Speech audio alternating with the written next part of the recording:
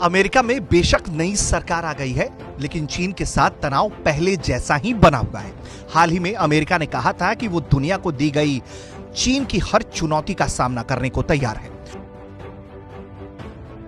चीन ने राष्ट्रपति जो बाइडेन के इस बयान पर कोई तवज्जो ना देते हुए केवल इतना कह दिया कि दोनों देश मिलकर बड़ी उपलब्धि हासिल कर सकते हैं, जिसके बाद फिर चीन ने अमेरिका को चेतावनी दी।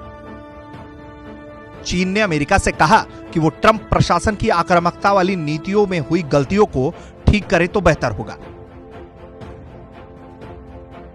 जिसके बाद अब अमेरिकी राष्ट्रपति का बयान सामने आया है, जिसमें वो जिनपिंग का मजाक उड़ा रहे हैं। अमेरिका के राष्ट्रपति जो बाइडेन ने कहा है कि चीन के राष्ट्रपति शी जिनपिंग के शरीर में राजनीतिक हड्डी का अभाव है। हालांकि बाइडेन ने यह भी कहा है कि दोनों देश विवाद से बच सकते हैं। बाइडेन ने अमेरिका चीन नीति को रिसेट करने के भी संकेत दिए हैं।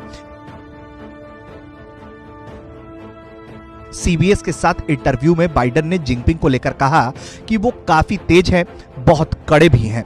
मैं इसे आलोचना के तौर पर नहीं कह रहा, लेकिन वास्तविकता यह है कि उनके शरीर में राजनीतिक हड्डी नहीं है। बाइडेन आगे कहते हैं, मैंने ये भी बात कही है कि हमें विवादों में नहीं पड़ना चाहिए। अमेरिका चीन के बीच व्यापार और अन्य नीतियों को लेकर बाइडेन ने कहा, तगड़ा कंपटीशन होने जा रहा है, क्योंकि मैं इसे उस तरह नहीं करूंगा जैसा वो जानते हैं। मैं इसे इस तरह भी नहीं करूंगा जैसा ट्रंप ने किया। हम अंतर्राष्ट्रीय नियमों पर फोकस करने जा रहे हैं। बराक ओबामा के कार्यकाल में बतौर उपराष्ट्रपति बाइडेन शी जिनपिंग से कई बार मिल चुके हैं, लेकिन ये पूछे जाने पर कि अब तक उन्होंने जिनपिंग को फोन क्यों नहीं किया, बाइडेन ने कहा कि ऐसा कोई मौका ही नहीं आया। उनसे बात नहीं करने का और कोई कारण भी नहीं है। बाइडेन ने कहा है कि वो जिनपिंग को अच्छी तरह जानते हैं, क्योंकि उन्होंने 24 से 25 घंटे उनके साथ प्राइवेट मीटिंग की है। बाइडेन ने कहा है कि उन्होंने जिनपिंग के साथ 27,000 किलोमीटर का सफर भी तय किया है।